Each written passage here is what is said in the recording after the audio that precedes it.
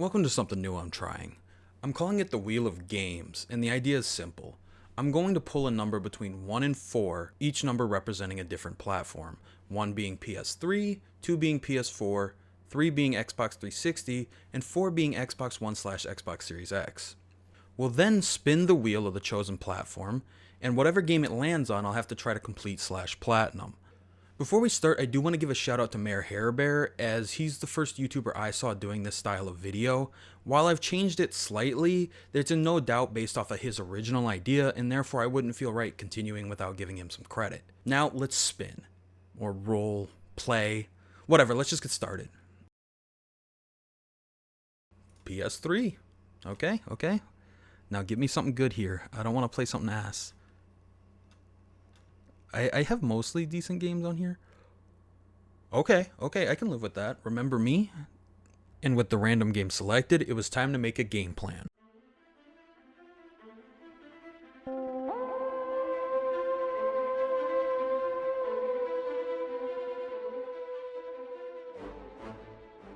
According to the guide on PSN profiles, you can platinum Remember Me in one playthrough, but I decided to go about it my way instead, which is as follows. Step 1. Complete the game on the easiest difficulty while getting all of the collectibles and grabbing any miscellaneous trophy I can. The collectibles are going to be the most important part of this playthrough, as some of them actually serve a beneficial purpose in gameplay, like health upgrades, which will come in handy for Step 2. Step 2 is to start the game from the beginning using Chapter Select on the hardest difficulty, while cleaning up anything I may have missed in my first playthrough. With the plan figured out, it was time to start the journey of earning the Platinum Trophy in Remember Me. Starting off, we find our main character Nilin in agonizing pain and being drained of her memories. Afterwards, the doctor asks us some questions, and we still seem to have bits and pieces left, so we're sent to the chair that's supposed to finish the job off. Before we can make it there, we start hearing a man's voice in our head, and he states that we know who he is and that he's trying to help us escape. He hacks into the lab, shutting it down long enough for us to slip out. However, escaping isn't quite that easy. That's a big mama. Sure hope we don't have to fight that thing. Unattended patient in restricted area. Coercive unit deployed. Allow me guess. It's that thing. What's up, bro? Shit. Alright, Crash Bandicoot moment. Time to run away. I'm so gonna kill you later, Brad.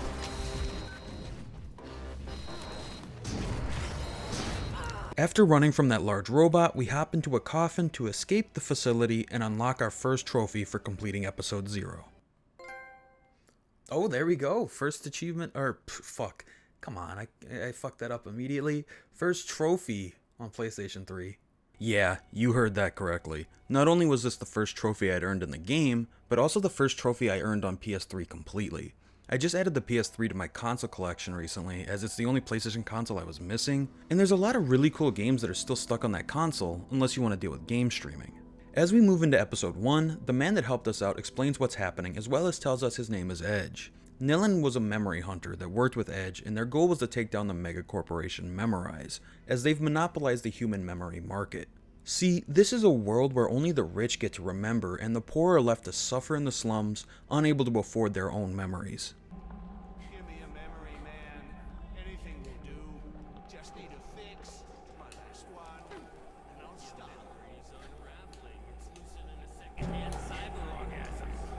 Huh? Did he just say a cyber orgasm? Despite being a corporation, they have the power of a government, and anyone that goes against them can be sent to a prison they operate. And this is why we were at that prison having our memories drained. The goal becomes to meet up with someone named Tommy, a fellow memory hunter who runs a bar in Slum 404. Unfortunately for us, it's not exactly going to be a walk in the park to get there. We run into our first enemies, the Leapers, who are dregs of their former human selves. They're what becomes of anyone who gets their brains completely drained by this corporation. In this moment, we learn about this game's very interesting combat system. It feels a bit like the Batman Arkham games, but the emphasis is on using specific button combinations to activate what this game calls pressins. As you can see on this menu, I have a 3-square combo, but 2 of the squares are grayed out. In order for me to use this combo, I have to slot a pressin into each slot. For now I only have power presence which deal extra damage, but as we continue we'll find new presence that give us different benefits every time we execute a combo, as well as more advanced button combinations. And the reason I'm explaining the way the combat system works is because it's kind of important to understand for some of the trophies we'll be going for later in the video. After this fight, we continue forward and come across collectible number 1 of 135. Now don't get me wrong, it's nice that some of them are actually useful like I said earlier, but this isn't the case for every collectible, and considering the game isn't very long, 135 is a lot. Luckily there's a power picks guide, so as long as we follow that we're golden. The only downside is that half of your playthrough looks like this while you're watching for the next collectible. Eventually we come across a new present called Regeneration, which will restore some health when used, but even more importantly is that we come across a new enemy type and an opportunity for our next trophy. Poking him with a pipe, I don't think that's gonna kill him. Damn. Okay, this is one of the first early achievement opportunities. Trophy opportunity, fuck me, bro. Yep, I gotta dodge that attack 5 times in a row. I can't let him hit me. I know you want to. Ooh. Alright, do it again. Ooh, I got stuck on something on the ground. Ooh, that was close. Okay, I've already dodged it 4 times. This is actually really easy. It's got a low percentage for how easy this is.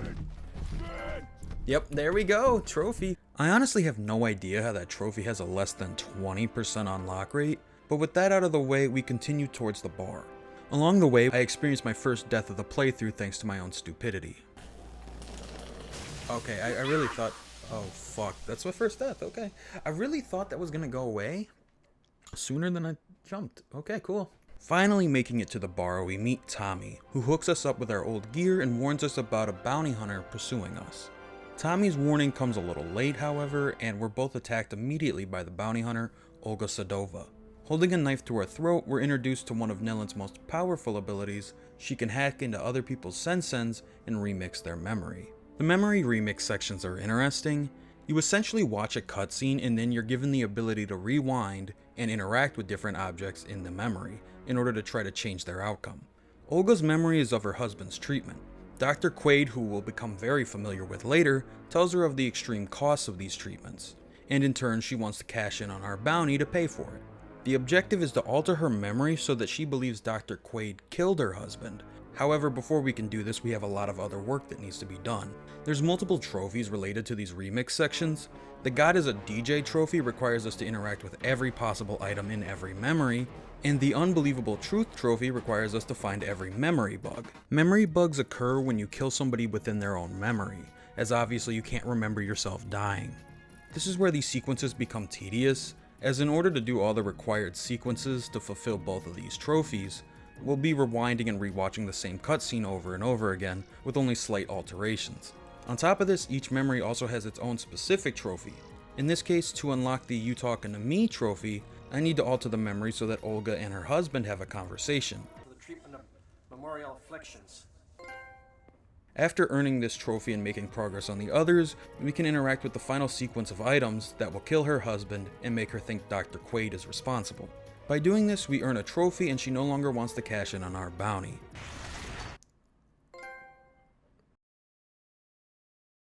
In fact, now she wants to help us take down Memorize. This ends episode 1 and earns us another trophy. In episode 2, we find ourselves in the Saint Michel district, where the wealthy live in harmony. We're here to steal memories hidden in a famous architect's mind, and to do this we need to meet up with our contact called Bad Request, as he has some information. Before we can meet with him, however, we find ourselves in trouble with security, with one of them delivering what could only be described as an Oscar nominee level performance. Wait, it looks like we have another one there. Miss, are you okay? You seem lost. It's her, the escaped memory hunter. Okay. That line is so badly delivered, it makes me laugh every time. Around this area, we obtain the first Sensen power called Sensen Fury. When activated, you attack faster, deal more damage, and don't have to properly execute combos. You can button spam and it's effective. This power is insanely OP, so it'll come in handy throughout the rest of the game, especially in boss fights. However, with that being said, Sensen powers are on a cooldown, so we can't constantly use it. Instead, we have to wait for it to recharge. To help alleviate that issue, we also unlock our third presence type here, Cooldown.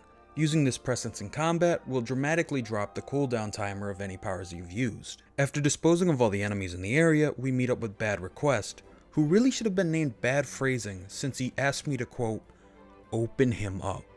I mean, I did it, but only for the trophy. It's an incredible honor to get opened up by the best.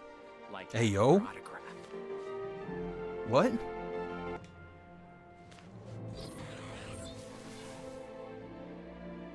You done? Did you get everything? Yes. Follow my past. Oh, cool. Trail of and I appreciate the fact that you didn't siphon my head. For a second there, I thought you might wipe our encounter. Remember you said... You open him up once and he doesn't want to let you go. Using the remembrances which we downloaded from his brain, we're able to retrace his steps to reach our target and steal critical information on a nearby dam from the architect. While following his trail, we did have an opportunity to get caught by a drone 5 times for a trophy, but considering there's plenty of opportunity to do this by accident throughout the game, I decided not to grind it out for now. With the stolen information secured, we're tasked with getting somewhere high to transmit this information to Edge. And I've just gotta say, like, I know it's a 7th gen game running on Unreal Engine 3 with a max output of 720p, but there's still something so pretty about this game to me. This game just has a really good art style, allowing it to hold up fairly well. Although perhaps I'm just blinded by nostalgia for 7th gen games. After all, while I had a PS2, I really didn't play it that much. The 360 was the first console I jumped onto hard, so this generation just means more to me personally. Whatever the reason, I just know I find this game to be gorgeous. Alright, weird tangent over. We reach the top of the building we were climbing, where we're confronted by an ex-memory hunter, Kid Christmas, who's got the looks of Tombstone and the influencer personality of Screwball from Insomniac Spider-Man. He's now working for Memorize and wants to put on a show. This is the first boss of the game, and during this fight we have an opportunity to earn a missable trophy. Time for the Christmas show!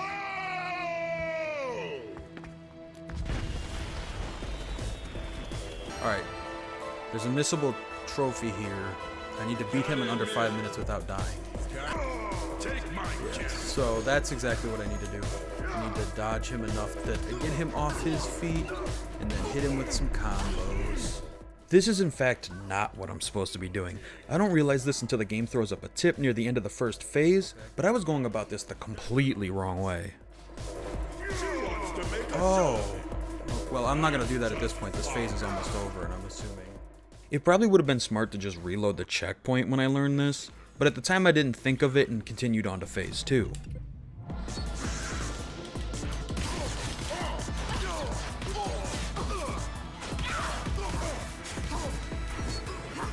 I managed to pour in that much damage that quickly, and that was before even realizing that the square attacks were a waste of time, as the triangle attacks actually connect much quicker during Fury mode. Oh, this is... I really wish I wouldn't have fucked that up the first round, because now I understand how this fight works. Oh my gosh. I still might be able to do it.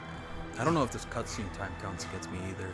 In phase 3, we continue to apply the same strategy of activating Sense and Fury and then using cooldown presence to be able to use it again quickly. Soon enough we finish the phase and this happens. Oh, okay. There's that.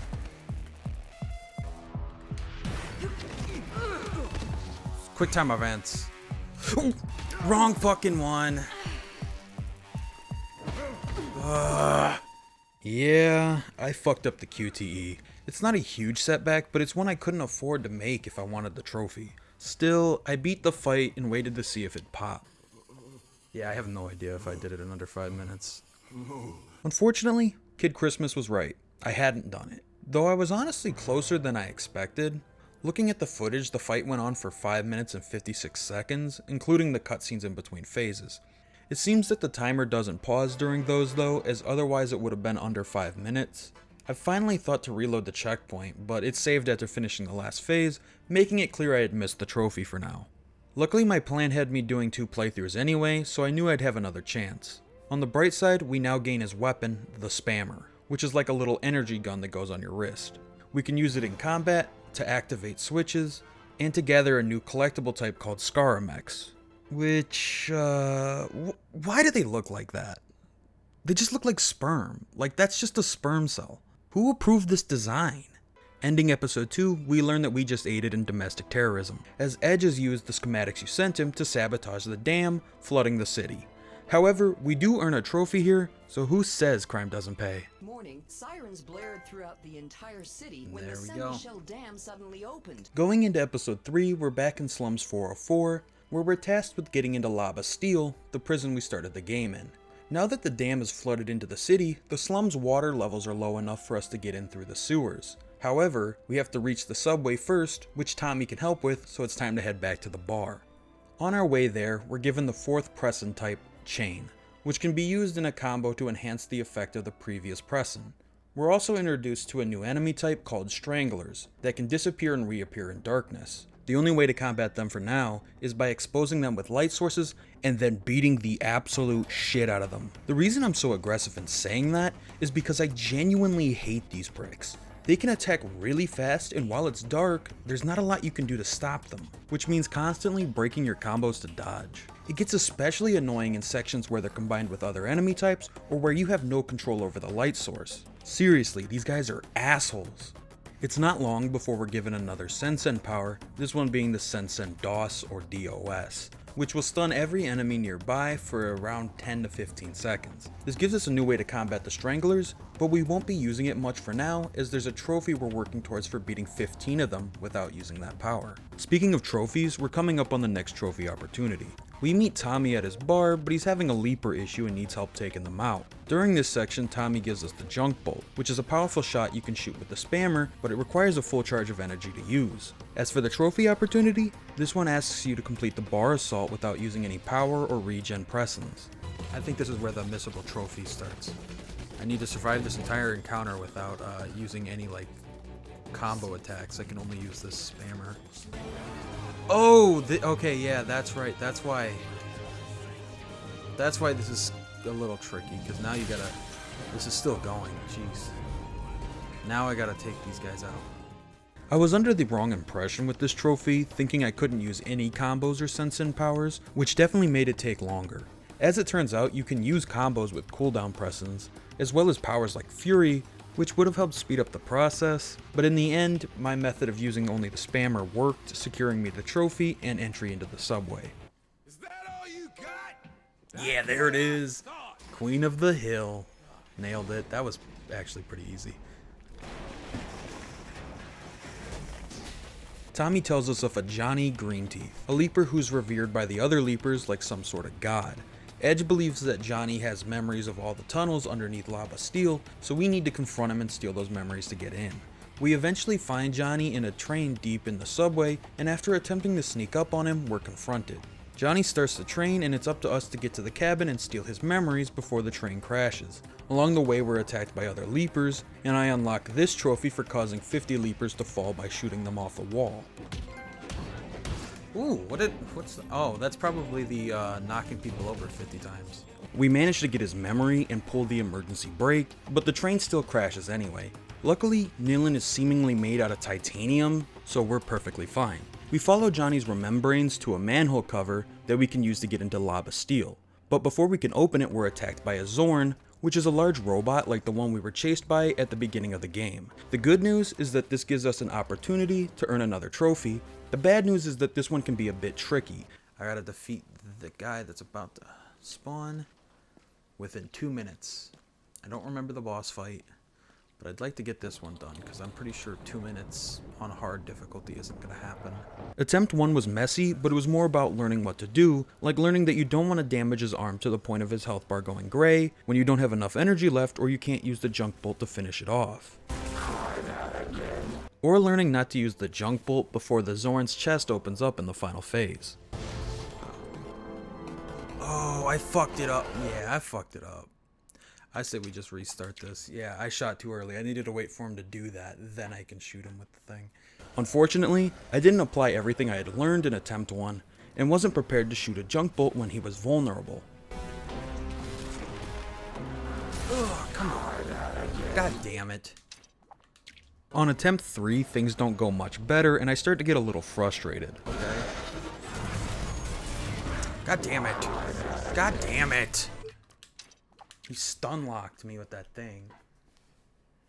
Oh, fuck's sakes. I know, I'm already using it. Attempt 4 actually goes really well, despite the Zorn using an attack I had never seen before, and I reached the third phase with plenty of time to spare. Oh yeah. I think I got... Oh. Ah, fuck! I double tapped it, son of a fucking bitch. Come on. I tapped it because it didn't register right away the first time. And then here's the entirety of attempt 5. And then of course it counted that as me using... Okay, it won't shoot. No. Son of a bitch. I know. At 6 attempts in, I was genuinely annoyed at this point. Luckily, this is where things start to turn in my favor.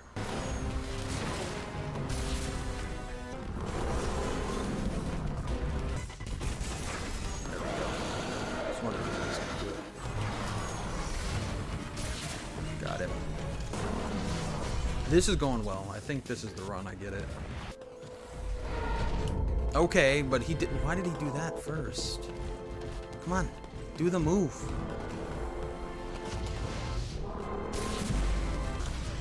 Triangle.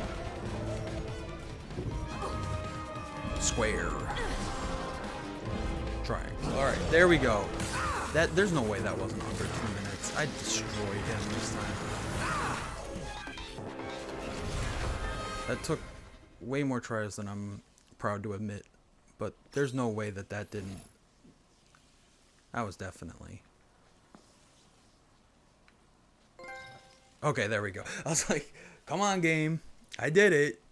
There we go. Under 2 minutes. Fuck you, robot. After finally earning that ass ache of a trophy, we head into the sewers, ending episode 3 and earning another trophy. In episode 4, we find ourselves in La Bastille, tasked with finding Madame, the warden of this prison, and stealing her access codes so that we can use the memory servers to return all of the prisoners' memories, including Nillen's. In this prison, we're introduced to enforcers with shields, which don't overcomplicate things too much. Simply break their shield by shooting them with a junk shot before they can get smacked up like any other guard. On our search through the prison, we find Sergeant Vaughn, who's a real dickhead. Hello, beautiful ladies. Time for your cavity search. Luckily for us, jumping him in the bathroom and stealing his memory becomes our immediate goal, as with him being the head of security, he'll know this place inside and out, allowing us to locate Madame more easily. Soon enough, we reach a room with plenty of enemies where I gain the next Sensen power, the Logic Bomb. This power is pretty self-explanatory. You place a bomb on an enemy, and when it blows up, it damages everyone in the radius. This room we get it in is also a great place to attempt one of the Logic Bomb trophies, that being for hitting 5 enemies with 1 bomb, while they're stunned by the Sensen DOS. This is actually a bit tricky as it requires you to have 2 full bars of focus, since each power will take up 1 to use, and the bomb's radius is fairly small, so before you stun everyone you have to try to group them all up. While not overly hard, it can be a bit annoying, especially when you mess up, as resetting the checkpoint puts you into a fight with 3 enforcers that you had to fight before you were ambushed and unlocked the Logic Bomb. Damn it! And time to reload the last checkpoint. Oh, god damn it, I gotta do the entire process. Oh, this is gonna be so annoying. So here we go with the try again. Attempt 2 goes a bit weird, as one of the enemies was suffering from dissociation. He wasn't hit by the Logic Bomb like he was supposed to during the scripted tutorial use, so he ends up just standing in place and doing nothing. On top of this, I accidentally killed one of the enemies I was using to reduce the cooldown of the Logic Bomb. Oh, come on. Why did that guy drop dead? Okay, I just activated him. Good. Ow. I need you guys to get closer to her. That isn't gonna work at all. They are way too far away from each other. Yeah. But as the saying goes, third time's the charm. There's actually a bunch of people right there, and there's a bunch of people right next to him. That should be it. That's 5. I definitely hit 5. Oh. Yes, there's the trophy. Oh, that was an annoying one. After earning that trophy, we meet another new enemy type, Seraphim, a robot that hovers around shooting projectiles at you. These guys join the ranks of stranglers in their ability to be annoying as fuck. The worst part about these guys is that fighting them just makes them worse, as once you hit them they throw up a shield and get even more aggressive for a little bit. We'll gain a more effective way of dealing with them later, but for now we're stuck shooting them with a junk bolt and dealing with their annoying mannerisms. We finally catch up with Madame, but when we find her, we see something absolutely devastating. They got my boy Bad Request. Unfortunately, without a way to free him, we're left with no choice but to steal the information we need from Madame and move on. But I promise we won't forget about Bad Request. We're then immediately met with another new robotic enemy, Nephilim. And man, I've gotta say, they're really throwing shit at us this episode. In fact, a lot happens here in just a couple of minutes. First, we meet these new robots, annoying fuckers that hop around, deploy a shield, and then blow up the area around them. While defeating the first of these enemies and a couple enforcers, I unlocked the trophy I Do Like Spam for finishing 15 enforcers off with the spammer. Oh, and a trophy, okay. At the same time that I unlock that trophy, I also unlock a new Sensen power, Sensen Rip, or Rust in Pieces. This is an incredibly useful power for dealing with robots, as it converts them onto our side in a fight for a little bit, before immediately killing the robot so you don't have to deal with it yourself. From this point on, we'll be using this every chance we get, as there's a trophy for having 20 enforcers defeated by ripped robots. Finally, we make it to the server computer, where we can return everyone's memories, but we're trapped by Madame and have to deal with another boss fight. The first phase took me way longer than I'd care to admit, as I made some similar mistakes that I made in the Kid Christmas boss fight, in that I simply overlooked an ability that made the fight much easier, and I only realized after a tip popped up on the screen. However, what we're really concerned with here is phase 2, as there's a trophy opportunity. We need to beat Madame's second phase without attacking any of her clones. The clones all have their hand on their hip, but the real one lets her hand dangle, so this is actually really easy unless I make a stupid mistake again. You got destroyed. Alright, yeah, that was actually not that bad. Oh shit, there's... okay. Forgot about fucking QTEs. Oh my god, I almost fucked that up. No, I think I did. I don't know. It's hard to... I think I just accidentally hit these. Okay, no. Alright, I'm good. I hit the circle button by mistake, but while I was doing that, and I thought for a second it fucked up. Okay, there we go. There's that trophy. Fuck's sake. Wow, we actually beat a boss without messing up the QTE for the first time, although it was a close call. With Madame defeated, we're given an upgrade to our spammer, which will now allow it to interact with certain objects to move them. Using this new upgrade, we're able to return everyone's memories, causing them to revolt and start overthrowing the prison. Unfortunately for us, things don't go exactly as planned, and we only get part of our memories back, and they're not exactly pleasant ones. Nilin passes out, dropping to the floor, and we get a flashback scene. In this flashback, we're tasked with remixing the memory of a politician during a recent breakup with his girlfriend. The objective of the remix is to make him believe he killed his girlfriend during the breakup, but before we proceed with that, we have progress to make with the 2 trophies mentioned during the last remix, as well as a trophy specific to this one. And I'm tired of pretending. Goodbye, Frank. Selfish bitch. Alex!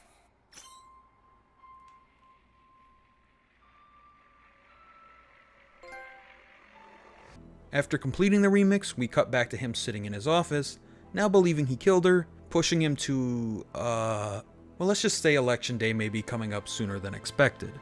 This ends episode 4, earning us another trophy.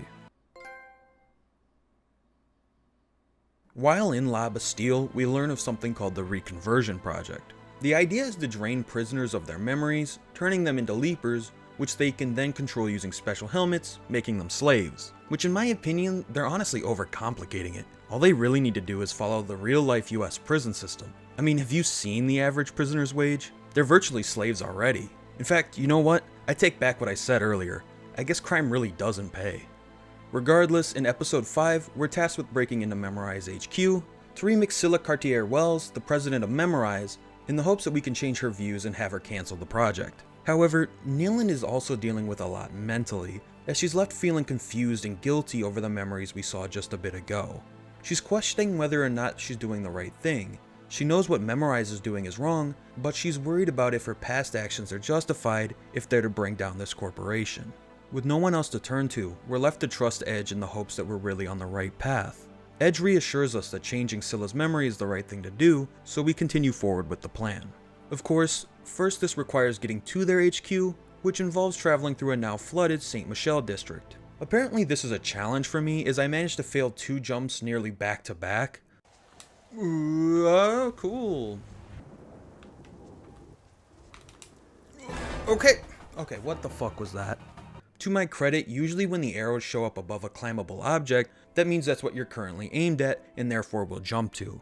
It's not a huge issue as checkpoints are very forgiving in this game, but the downside is that any collectible you grabbed since the last checkpoint will need to be gotten again. After my embarrassing issues, we find ourselves in combat on a rooftop with a bunch of stranglers, where I unlocked the trophy I mentioned earlier for defeating 15 of them without using DOS. Ooh, there's a trophy. Fuck. We eventually run into an elite enforcer who will now join the enemy roster. They have electrified armor, so physically attacking them hurts you, and for some reason using a spammer on them also hurts you, which really doesn't make sense, but whatever. At least now, we can start making progress on the Can't Touch This trophy, which requires us to beat 5 of these guys without using combos or the spammer. It works a bit weird as you can use part of a combo, you're just not allowed to complete a full combo. We make it to Memorize HQ fairly quickly, but the building is locked down. We need to find a Captain Trace and steal his access codes. However, he has other plans and finds us first, chasing us down with his aircraft featuring a couple of mounted machine guns. Luckily, this dude's aim is worse than your average stormtrooper. There's so many points in which he should be able to easily rip Nilin to shreds, especially when I have to stop and grab a collectible during the chase, but his incompetence is staggering. Unfortunately, so is mine, and I still managed to die to this moron a handful of times. Oh, fuck, there was a hole there. Though half of my deaths came from one section in particular, where my mush mind just couldn't comprehend how to properly jump. Oh my, Nilin. What small blunt teeth you have. What is that supposed to even mean? Oh shit. Oh, fuck me. Oh, stop. Ah, son of a bitch. Come on. This is so wonky when you're trying to run. After a few chase sections and a lot of fighting, we make it to an area where we can climb up and get the jump on Captain Trace to steal his memory and cause him to crash. Of course, this being me, I made sure to miss for the one time. I missed. With him off our ass and his access codes in mind, we make our way back to the top of Memorize HQ. There's a really fun battle here. In fact, there's a lot of really good fights in this episode that I've skipped over. I figure we're already over half an hour into the video, so it's really only worth bringing up a fight if there's something new or a trophy. In this fight, we finally get to meet the controlled leapers, which fight the exact same as regular leapers, though they do seem a little bit more aggressive. Using Captain Trace's Remembrane, we solve a very basic number puzzle and get into the HQ. There's a surprising lack of security measures for a president of an evil corporation during a citywide panic. We sneak past a couple of drones and we're in Scylla's office. We hear her doing an uber bitch queen job of management before we sneak behind her and remix her memory. Philippe, make me a list of all staff that left their post in spite of my instructions. Yes, ma'am. Weak, pathetic sheep. Incapable of enduring the slightest discomfort. Scylla's memory is called The Crash, which is ironic seeing as immediately upon loading the memory, my PS3 crashed. Making it more ironic is that this is the only time that ever happened. This memory is of a car crash that took place on her daughter's birthday. Her daughter was being a bit obnoxious as her present was in the front seat and she wanted it, but she's also only 8 years old, so can you really blame her? Well, apparently Scylla can, as while disciplining her child, she turns around to look at her, taking her eyes off the road, and more importantly, the light that just turned red. She runs the light, getting into a wreck that destroys one of her legs, and has the audacity to tell her child that the accident was her fault, despite the fact that on top of all of this, Scylla was on a phone call. Now we're tasked with changing the events so that Scylla believes it's her own fault and doesn't take it out on her daughter, named Nilin. Yeah, Scylla is our mother. Of course, like with previous remixes, we go through the whole ordeal, including this one specific trophy, before changing the events so that Scylla takes responsibility for the accident, earning another trophy. Alright, that should give me a trophy. There it is. Happy birthday. Coming out of the remix, we talk to her and all of a sudden she's now a genuinely good person since she no longer feels that the world screwed her over. She points us to an escape since security was already alerted to our presence, and she also calls up her secretary to let him know that they'll be having a meeting in the morning to discuss the reconversion project. This brings episode 5 to an end, earning us another trophy. And that's episode 5 done. In episode 6 we're back in La Bastille, and I'm starting to notice that this game only has 3 locations. It's not a bad thing since each time you visit these locations you're going through different areas, and even the areas you have been to have changed. It's more just something I'm realizing now. This time we're here on a rescue mission for Bad Request. See, I told you we wouldn't forget him. Dr. Quaid is keeping him under a special security protocol. Despite remixing Scylla, the reconversion project hasn't shut down, but not for a lack of trying. This is Dr. Quaid's most significant work and he refuses to let it go to waste, and he somehow convinces all of the security to stick by him, so we're gonna have our work cut out for us. We quickly manage to find Bad Request, but he looks more like sad depressed. Dr. Quaid has clearly been experimenting with his mind, but before we're able to do anything, his cell is moved and we're ambushed by an elite enforcer and his Leaper squad. During this ambush, we're given the 5th and final Sensen power, Sensen Camo. This ability allows you to go invisible for up to 30 seconds and instantly take down a single enemy. We eventually get into the cell transfer system where we meet up with Bad Request again. At this point his mind is too far gone, so Edge has us extract his memory. In doing this, we discover that there was almost nothing of his mind left prior to his capture, and by extracting what was left, the cell automatically detects that his mind is empty and whisks him off to the sanitation pits. We end up in a lab where we can follow Bad's remembrains to progress through some locked doors. Unfortunately, in these remembrains, we also see the vile, painful ways that Dr. Quaid experimented on him for the reconversion project. Taking a break from this very dark situation, we managed to unlock that trophy I mentioned earlier for taking down 5 elites without using combos or the spammer, though by my counts it really popped after like 7 of them. There we go. There it is. I was wondering when I was going to get that trophy. It felt like it was taking forever. Through these labs, we seem to be followed by some shimmering creature. Unable to tell what it is, we move on, and we find ourselves back where we started, by the cell that once contained us. Moving back into the room with the chair, we find Dr. Quaid, and he tries to have his security handle us. One of the enforcers is taken down by the shimmering creature, revealing himself to be Johnny Greenteeth, the leaper that we had fought earlier. He runs off chasing Quaid, leaving us to deal with more security. Luckily for us, this combat section provides us with the next trophy for breaking 20 enforcer shields. Ooh, goddamn. I wouldn't be in so much trouble if I could just hit this prick. Oh god, I have a sliver of health left. Would you... Okay, I got a trophy. I don't know what that's for. But Jesus Christ, okay, I'm dead. God damn it. It was a bit of a stressful moment, but at least the trophy made it sting less. After dealing with the enforcers, we chase after Quaid too, but first we gotta make a pit stop for revenge. I recognize this zone. It nearly scared me to death.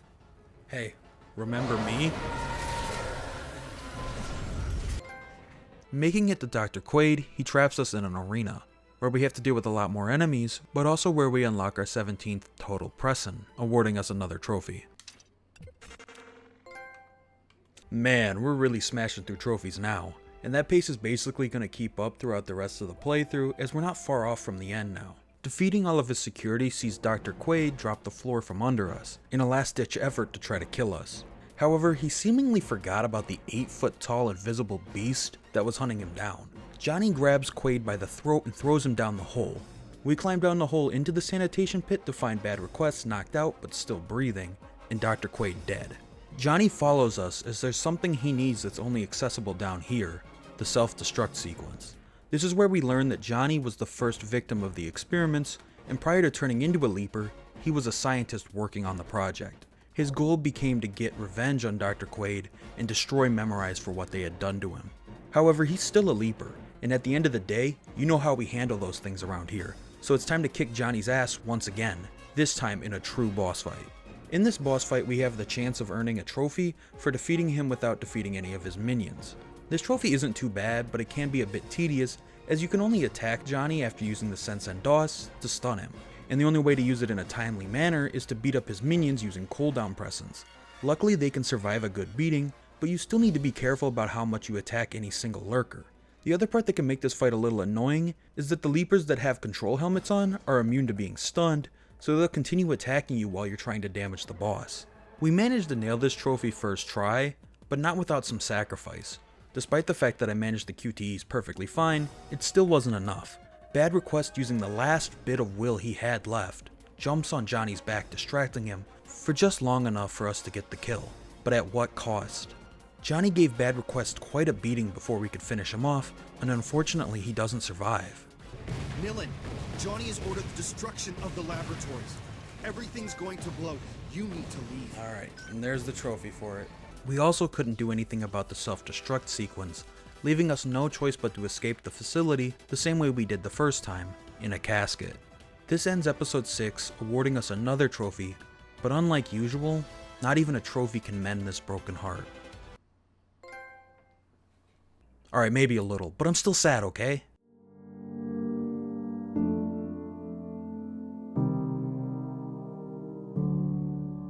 In episode 7, we're dropped off at the top of Nemopolis by Olga Sedova. Did you forget she was in the game? Cause I certainly did. It took me by surprise seeing her again. Well, for all of 10 seconds. We're here to try to take down Memorize once and for all, as while we may have changed Scylla's mind on the reconversion project and got that shut down, we're not quite done yet. Our father, Charles Cartier-Wells, still needs to be convinced that the commercialization of memories is wrong in the first place. We're immediately spotted by Captain Trace, who's definitely seen better days. He seems to have lost all sensibility since we stole his memory in episode 5. We need to steal his memories again to gain security access to the building, but first we've got to deal with all the security he just sent our way. During this massive fight, I hit my 10th combo containing all 4 pressings, earning this trophy. More health. After this fight, we lower the elevator, but our progress is halted by another Zorn. This time one that likes to talk a lot of shit.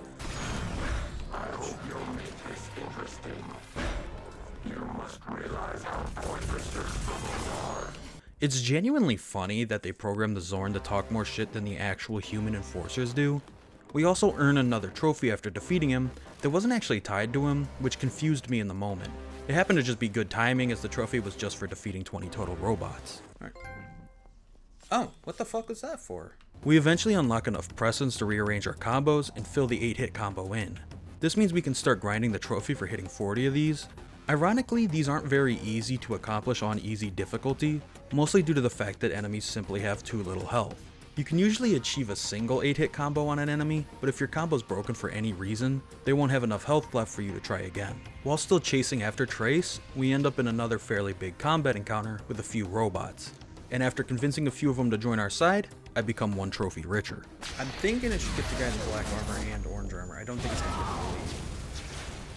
I didn't do a lot. Oh, the orange armor guy is still alive, which is shocking. Given that Oh, but it doesn't matter, I got the trophy.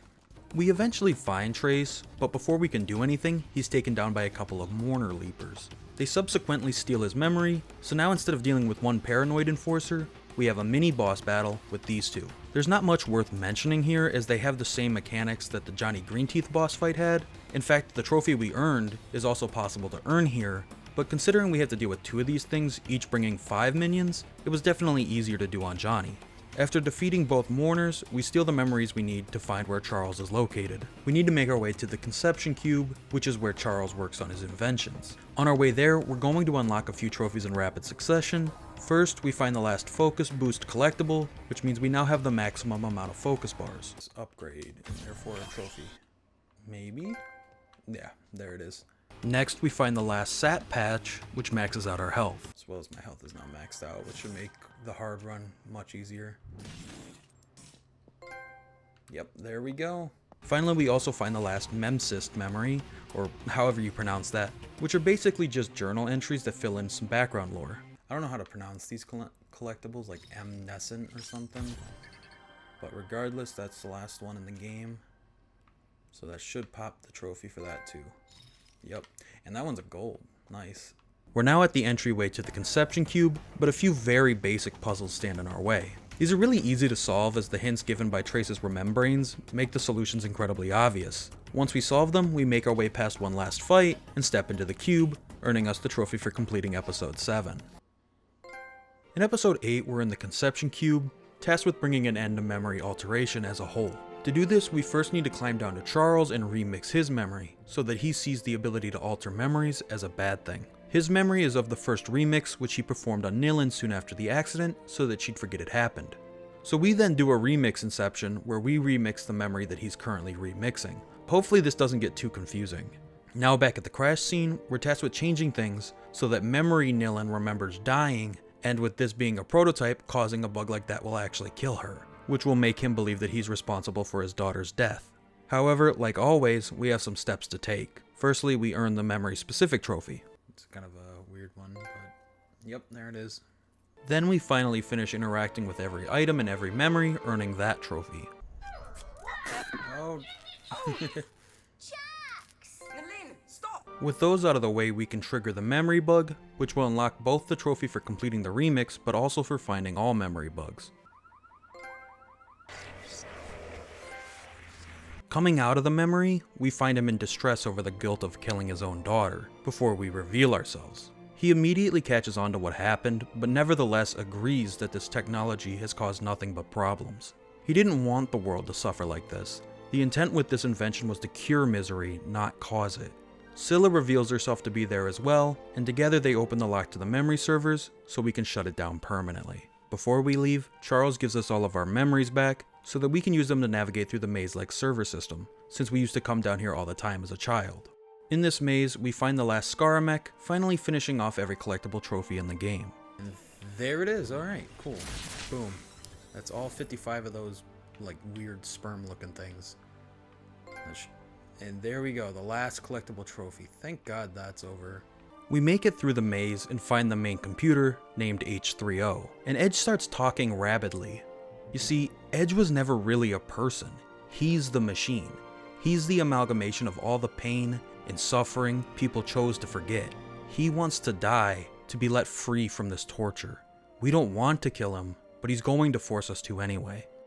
The final boss is Edge himself, or H3O. This fight is pretty interesting.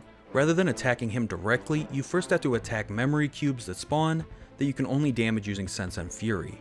Once you destroy enough cubes, a weak spot will open up that you can shoot using the junk bolt a few times.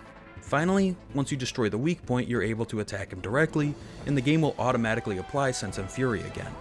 You have to do this whole process for each phase, with each bringing more enemies and new attacks from H3O.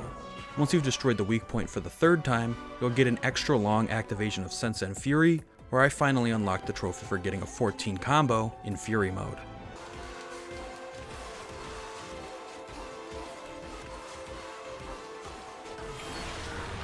There we go. This defeats H3O, bringing an end to memory alteration once and for all, wrapping up playthrough 1 and earning us a couple trophies. Nice. With my first playthrough done, I now had 42 out of 51 trophies, leaving 8 more before we'd earn the platinum. I took a break for a day, but came back with the mindset on completing the entire hard playthrough in one sitting, while grabbing the rest of the miscellaneous trophies. Now doing a second playthrough wouldn't be too bad, as I'd be starting hard with full health and focus, certainly making the early parts of the game easier. The only downside to replaying is that the cutscenes can't be skipped, and this game is pretty cinematic heavy. Even still, I knew I'd be in for a good time and got to work. And just like I expected, hard mode wasn't very challenging. The enemies get more health and do more damage, but even still they're not really all that threatening. In fact, the increased health would only help us on the grind to get 40 8-hit combos. However, I suppose I must have subconsciously decided that I wanted to christen the run, as I managed to replicate my first death in the exact same manner. Oh shit! I'm a dumbass, I just went for it. I died there again? I just remember I died there in the first playthrough. God damn, I'm dumb. This was my only death in episode 1, with the rest of the episode going rather uneventfully. But in episode 2, that changed dramatically. Okay, maybe not that dramatically. We didn't actually die at all, but rather we managed to knock out a whopping 4 trophies in pretty quick succession. From the moment I started the playthrough, I began grinding out as many 8-hit combos as I could, but I didn't think I'd be anywhere near 40 when the trophy suddenly popped. Oh, it looks like a couple more guys that want to take the 8. Let's go. Oh, that sounded hella wrong, actually. Oh, there it is! Hey, I did that so fucking early. This was pretty nice, as I thought I'd be a lot further into the game by the time I finished this trophy, but it's not like it matters that much, as 8-hit combos are very useful, and I'd be doing a lot more than the trophy required anyway. From there, we meet up with our old buddy Bad Request, which, can I say, it's just so good to see you, man. I know for you, we've just met for the first time, but I've seen this all before, and I know that I need to cherish these moments with you. Our heartfelt speech seemed to really move him, as before long he led me to the drones, where I decided to go ahead and grind out that trophy, since I wound up not doing it enough to earn it on accident. But I wound up not getting caught by drones more than 2 times, so hopefully it only takes 3 more times to get caught. And then I can get this trophy out of the way. This is a nice, simple, easy one. Or not. Okay, there was just one more. Cool. Okay, I guess I got caught 4 times. Either that or it popped early. Either way, trophy done. After this, we moved on to the next trophy, which required us to knock 15 enemies off of ledges, and I knew the perfect spot to get this done. Nice. Hello. Oh, there's that one too. God, I'm clearing these up. It's like a couple minutes in between each of them. It's gonna look like I'm cheating them. The last trophy we earned in this episode was our chance to get revenge on Kid Christmas for our frankly embarrassing performance earlier. I figured with this being on hard, it could be a little challenging, but to be honest, there's no real reason to show any moments from this fight. With our focus bar maxed out and access to plenty of cooldown pressings, we absolutely destroyed him. We had 5 minutes to beat him for this trophy, but even with the cutscenes, we managed a time of 3 minutes and 4 seconds. Now don't get me wrong, this fight still lasted longer than I do in bed, but the trophy was finally ours. I'm gonna overload him quickly too. Wait, we can talk. I can give you. Yeah, there it is! By episode 3, I was cruising, as without the collectibles, this game can be run through pretty fast. Even the Zorn that gave us problems last playthrough went down in under 2 minutes without us even having to try. However, we did get a trophy in this episode, as during the first Strangler encounter, I beat my 400th ass. Oh, okay. Oh, what the fuck? How did I already defeat 400 enemies? Our next trophy finds us back in the Logic Bomb room during episode 4. And this time we were aiming for the dropping L-Bombs trophy, for using 2 of them within 15 seconds. This trophy can be a bit challenging as the timing is tight. I wound up having to change my combos around so that my cooldown and chain presence took up the entire 8-hit combo, as that's the only way I could lower the 180 second cooldown fast enough to deploy it again. Luckily it only took a few tries, and unlike the last time we were here, we didn't have to reset the room every time we failed, so it was much less annoying. Yep, there it is! Okay, that's the last miscellaneous. All I gotta do now is beat this game on the hardest difficulty. From here, the rest of the playthrough went really smoothly. I was cruising through combat encounters like they were nothing, even outrunning the aircraft that originally killed me 4 times, with only one single stupid death this time. Hunting in the woods. Oh! Okay, I jumped way too early, I guess. Honestly, my own mistakes were accounting for pretty much every death I experienced during this playthrough. Sure, from time to time I ran into challenging fights, like any time a Skinner was involved, since they seem to be so much more aggressive on hard. But episode 5 and most of 6 went down without a hitch, bringing us to the Johnny Greenteeth boss fight again. The actual fight went down really quickly, as I managed to defeat him in just under 2 minutes. However, for old time's sake, I decided I needed to make my patented classic mistake again. Okay, he's already done, assuming I don't fuck up these QTEs, which I don't think I would.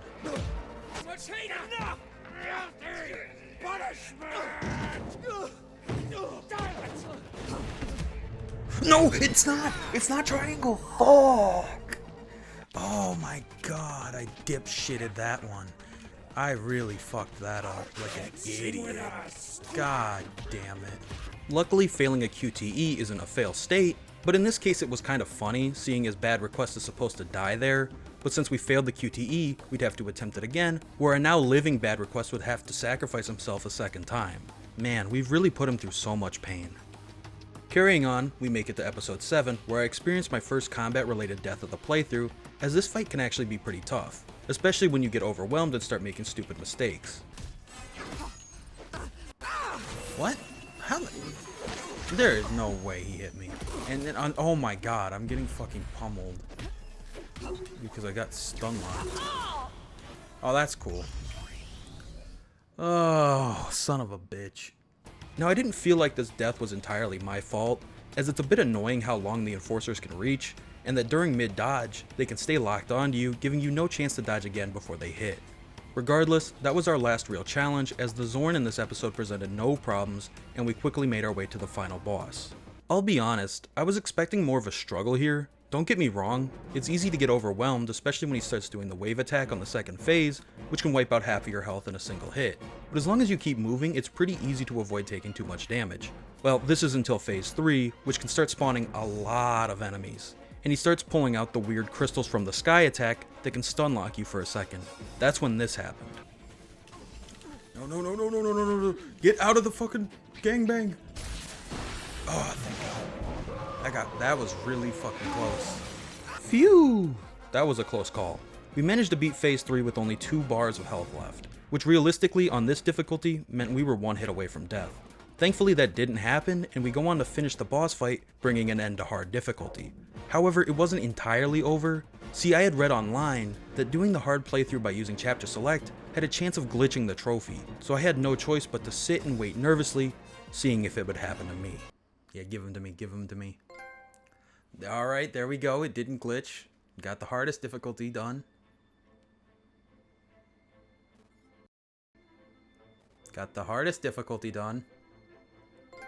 There we go, fucking thank God. And there's the platinum. There we go. Woo! That's my first PS3 platinum. We're just gonna go ahead and open that up real quick. That scared the shit out of me when that medium difficulty took forever to pop. Ooh, gave me a mini heart attack. Thought I was gonna have to play through the game again. But there it is, 100%. That's the first PS3 platinum I've earned. And damn, it was a good one. I'm glad I chose this. Well, I guess I didn't choose it. The wheel chose it. But I'm happy with the result regardless. Just a fucking banger game. Like I just said in that clip, I'm very happy with this game being selected for my first ever PS3 platinum. I realize that I'm probably the only one who likes this game this much, but for me, I don't think there could have been a better choice for my first. Remember Me is a game that's ironically been forgotten, and I think that's such a shame. Between the unique world, interesting story, and combat system that feels so satisfying to learn and perfect, I think the game deserved better. I'm glad there's at least a positive note in that the developers went on to be very successful with their next series, Life is Strange, which I still haven't played yet, but I can't help but be a little saddened to see this game left in the past. It may not be perfect, some people have issues with how incredibly linear it is, or how the present system can be confusing at first, but for me, those aren't problems. In a time where open worlds filled with pointless content has taken over the market, going back to something that was so focused on what it wanted to achieve and just willing to take you along for the journey feels so much more enjoyable. And the only recent modern game that's had this feeling was the Marvel's Guardians of the Galaxy game, which was also incredibly enjoyable because of it. This game doesn't have an identity issue. It knows exactly what it is and plays to its strengths by delivering a well-written story and engaging combat to push you through to the end. Sure, sometimes the combat can be finicky, like how sometimes it can just drop an input, killing your combo instantly, or how anytime an enemy is against a wall you can't dodge over them, but yet for some reason dodging to the side kills your combo as well. Those issues are very circumstantial though, and throughout most of your experience you won't notice them. So I guess that brings me to my final question. Would I recommend this platinum? Now, while I just praised the hell out of this game, the honest answer is it depends. The collectibles can be a really draining experience that ruin the pacing of the game entirely, as you'll be pausing every couple minutes to watch a guide. If that's something you're fine with doing, then absolutely, I can't recommend this game enough. The rest of the trophies are a lot of fun, as so many have you doing things under certain circumstances, which means you actually have to go for them, and they can be fun challenges. However, if collectible hunting sounds like hell for you, then I'd say you shouldn't bother with the platinum, though I'd still say the game is worth a playthrough. The name is Lilith. This time, you'll remember me. And here we are at the end of the video. First of all, if you made it this far, thank you so much for watching. This video was so much more work than I could have ever anticipated. For context, I earned the platinum on October 3rd, and it is currently October 13th, and that's with me not taking a single day off. So with that being said, please let me know what you thought of the video. Did you like how in-depth I went with the story, or do you think that the video was a little longer than it needed to be? Again, thank you for watching, and have a good one. I fucking hate recording on a webcam. It's so fucking awkward.